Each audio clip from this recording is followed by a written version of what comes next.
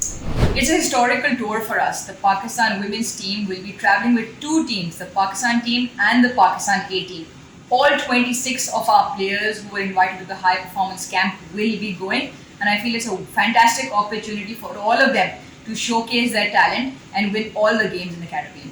Considering a very busy and an exciting schedule for women's cricket in the next, say, 12 to 16 months with England historical tour to Pakistan in October, where they'll be playing two T20s and three ODIs, followed by the qualifiers, then the 50-over ICC World Cup in New Zealand, then the Commonwealth Games and the T20 World Cup. There's a lot of cricket to look forward to, and I think it's important that the players, and we take this as an opportunity that presents itself in West Indies, to grab the opportunity by the scruff of the neck and the players to cement their place in what our core group of 15 or 17 players looks like. Because onwards from here, we'll try and shape what our squad looks like to compete in those very important upcoming events. So again, I think this is an absolutely fantastic opportunity, and congratulations to both the boards for making this tour a possibility. And also, more importantly, what we've done, and which has been mutually agreed by both boards, is that the Pakistan and the Pakistan A team are not going to be a fixed number of people in both squads. They can be interchanged. So it provides an excellent incentive for players who are in the A team to knock on the door for the national side and stake a claim for a position in the national side.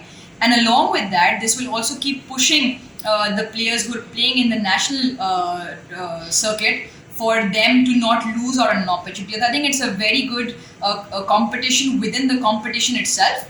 And more importantly, there are 14 games, 8 of the national side and 6 of the 18. And ideally, we're looking to win all those games in West Indies. See, the preparation's been wonderful. I think the time that the women have spent playing good quality cricket in terms of preparation, match awareness, improving their skill along with fitness as well.